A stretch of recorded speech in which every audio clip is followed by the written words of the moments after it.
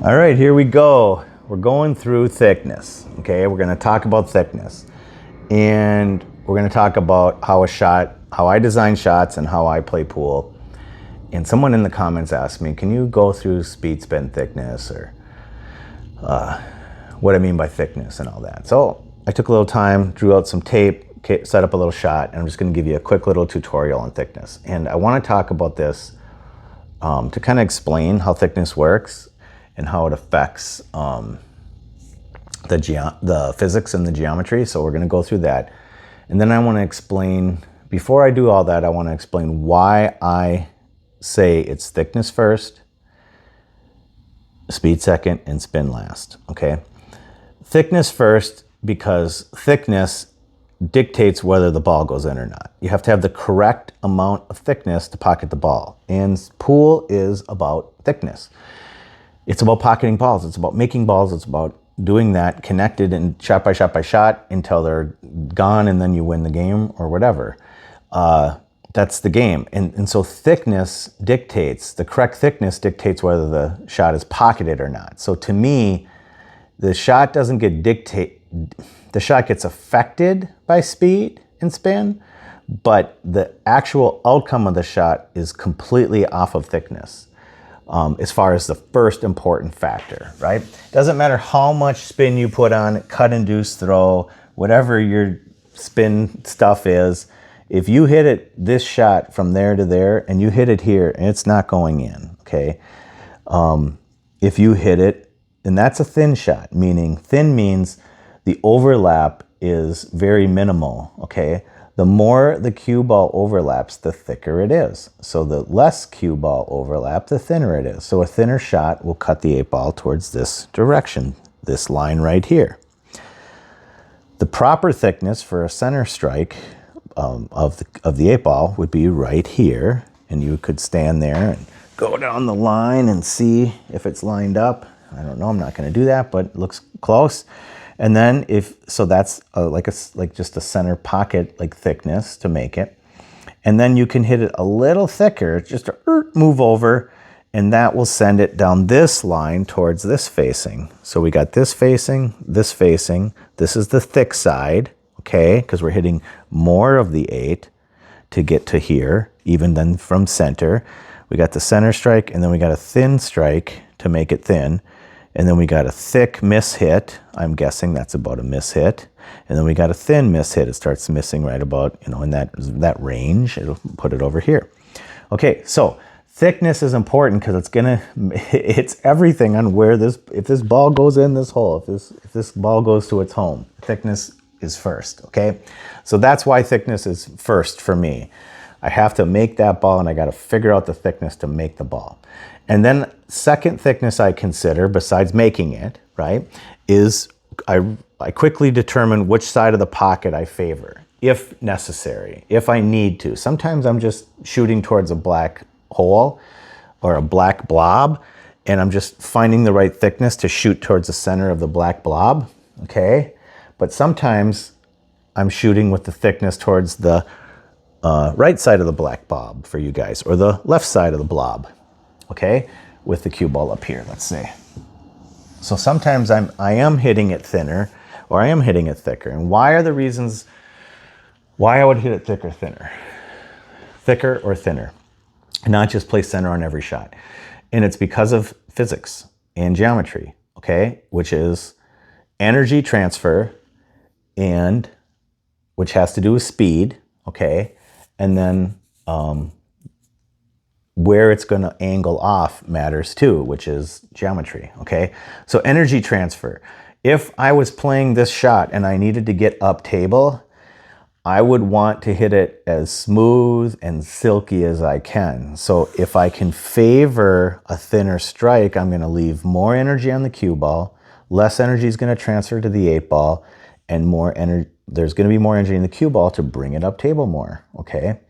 Now, if I want to hold the cue ball and have it not go up table as far, I would consider potentially, instead of hitting it low or hitting some sort of English or kill, I would just change the thickness, meaning I would hit it a little thicker to this side of the pocket to slow the cue ball down and transfer the energy to the 8-ball. Okay, so speed comes second, right?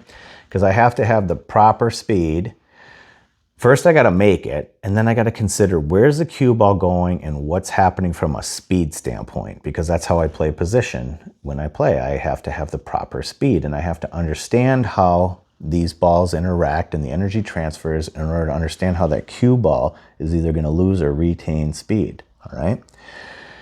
Now, we're not even to spin yet, because we're still able to affect the geometry, meaning the path of the cue ball after contact. We're talking about a rolling ball now. If I roll this ball through, when I hit this ball thinner, okay,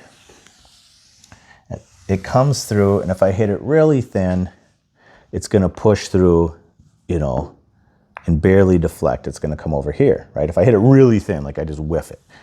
Now, as I hit that ball thicker, it's going to start coming down this range, okay?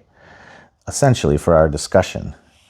So it's going to be a small adjustment, right? These are tight pockets, so it's not going to be this massive, like 6-inch difference, okay? The only way we're going to get a bigger spread on where this cue ball is going to hit is by hitting it lower, really, because lower will start pulling it down the rail like this, but we're not talking about English yet. We're talking about rolling ball.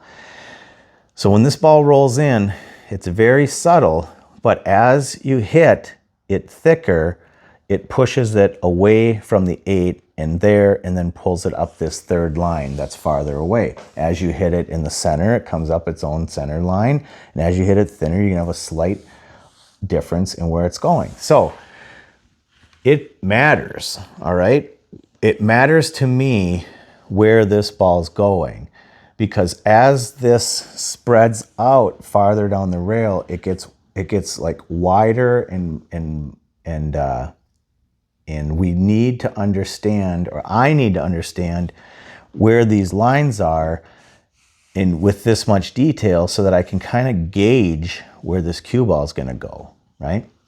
Because let's say I'm over here and there's some sort of trouble in this little zone here. Well, I know that if I hit it in the center a little thinner with a rolling ball, that I don't have to worry about that ball. But if I'm unaware of thickness and how these things interact, I can hit that ball with a high ball, think it's not going to hit over here, and it hits it, right? So there's just a million different reasons why this detail matters. And it doesn't look like much, but it's a very, very, very important detail for playing position. And so that's why I pay attention to thickness, because I'm going to make the ball off thickness, and I'm going to understand the energy transfer, which is the speed, and then I'm also going to understand how it affects geometry, meaning the position, okay? Especially off a rail, when I'm playing multiple rails and playing off 1 rails or 2 rails or 3 rails, I need to understand which track I'm going to be on in order to play a tight cue ball, meaning like an accurate cue ball, okay? The closer we are to understanding how these things work, the better we're going to play, all right? And so I'm trying to make it simple, and I'm trying to explain how this works without even talking about English yet, okay? Now, why is this good? Because this is a baseline for us to understand how to play pool. First, the thickness, if we focus on thickness, it sets up our entire game, meaning it sets up whether or not we pocket the ball. It gives us a great understanding of speed, right? And that's control, and that's cue ball control. And it gives us a base beginning for understanding the geometry, okay, based on thickness. And so we have most of the components understood, right? Well, of course we can't play that way. We need spin, and spin's our friend, but spin is third. And the reason why spin is third is because we first need to be in the habit of doing the simplest possible solution.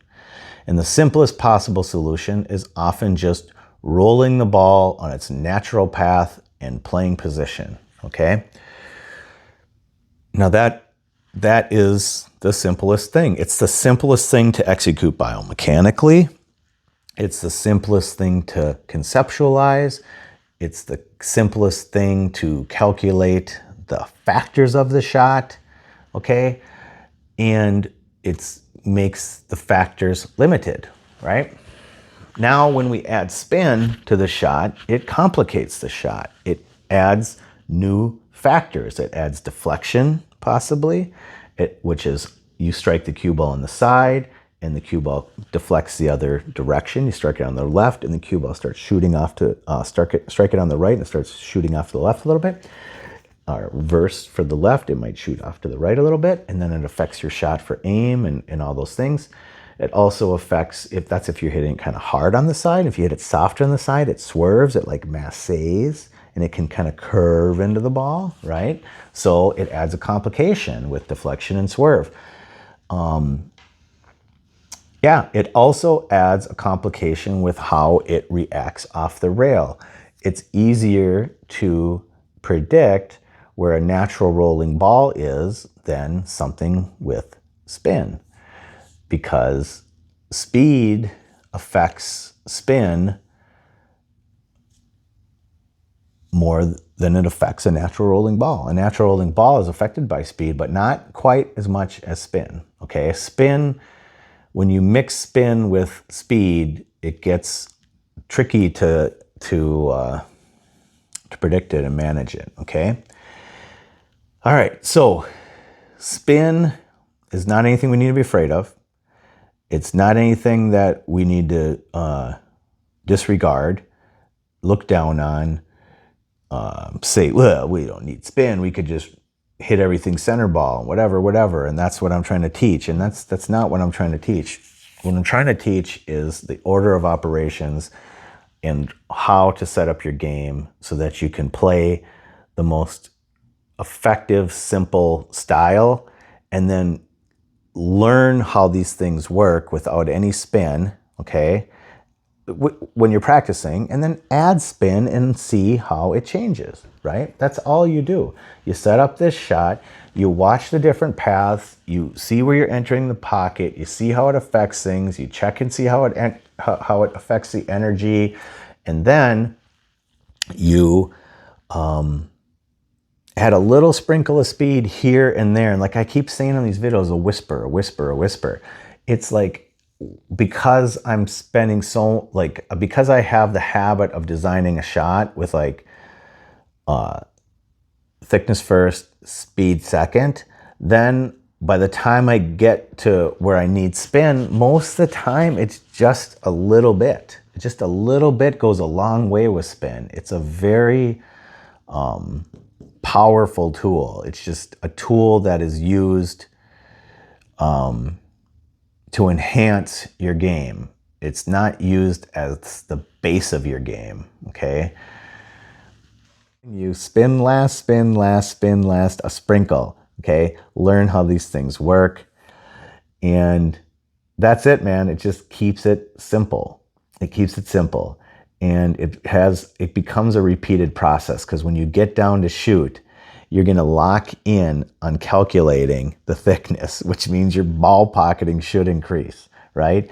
And then you're going to start hitting shots with these natural rolling shots in your training, and you're going to start learning how these paths are affected by the thickness. And it's going to take some time, but then all of a sudden your cue ball is going to start getting much better, right?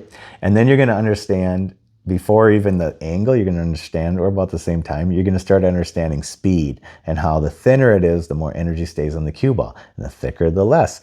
And then you're going to start playing a lot better, because you're going to understand how to pocket the ball better, the importance of locking in on this correct thickness, this correct overlap, because you got to make the ball. And then you're going to see the details of where the ball goes and how it affects these other items, which is the energy transfer, the physics, and the geometry, the angle, okay? So I'm going to give you a quick easiest thing I can give you on an example, okay? I was watching this guy. He was playing leagues, and he had this shot right here, okay? He had this shot here. There was a ball here, and his 8-ball was here, and there were stripes over here. He was solids. And all he had to do was not get hooked on these balls, okay? So let's see if the 9's over here. Maybe we'll switch it to stripes. Ah, shoot. Okay. Anyways, gosh darn it. Here it is, the 9. We're going to say he was stripes because we need the visual, right? So when he's here, let's say he's here. I was watching, and it was in leagues, and they're an advanced team, and this guy's a decent player in M8. He's probably close to a 500 Fargo. And I watched, and I was like, man, if this guy hits this ball too thin, he's going to get hooked. And if he hits it thicker, he's got no chance of getting hooked. And he's on a bar table with 5-inch holes, right? So all he had to do when I was watching was hit it on this side of the pocket ball, big table 9-ball. It's good from a long game standpoint. Like once you level up, it's definitely good because I play a lot of natural angles on 9-ball on a big table, and I roll the ball around a lot. And it's a very simple game when you play it like that. And I play people that play with a lot more spin, and they play a lot flatter, and they're 0 for 700, and I feel like it's very hard for them to win, because when you're playing with poundy, spinny shots, it's just more variance and more difficult to execute. And over time, that's what we want. It's a math game. It's a ones and zeros game. We want to make less mistakes. And so if we keep it simpler, we make less mistakes, both in bar table pool and big table pool. And so if we understand, like Joey's shot, that we don't want to go around 3 rails with outside draw and spin it and try to like fall into this tiny little window. We want to just bunt it in and go to the next shot, and bunt that in, go to the next shot, and bunt that in. It doesn't look very cool, but it's pretty cool when you can do it. And I did a video back in my former life, and I think it was 12 out of 15 racks, break and run. It was on YouTube. I took it down. All my old stuff came down, and which is good. But I think I ran 12 out of 15, and I barely touched a ball of the opponents. And I would say if I went back and looked at that, I might not have touched any ball that wasn't intended. And that's 12 out of 15 racks. That's not spraying the ball around and catching gear and being loose. It's like moving an inch here, 2 inches there, a stop roll here, a stop roll there. And yeah, it was a pretty sick run out video, and it was done very controlled, and it was done based on these concepts, right? And that's the way I play bar table 8-ball, and it's very high level, and it's very simple, okay? And that's what I'm trying to teach you guys. Let's make it simpler. Let's use these concepts to try to just be more boring when we're playing, but be more exciting because we're going to be playing better, right? It's very exciting when you can just understand this stuff and just build your game. It's super exciting. And it's very exciting to be able to strike a ball and just put a whisper of something on it and just watch it rip around and be like, man, that was accurate. That was money. All my components came together. This is working great. So, all right, hopefully that helped.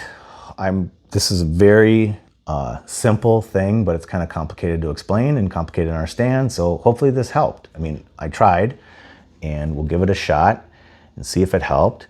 And just remember, it's thickness first, it's speed second, and it is spin last. Okay?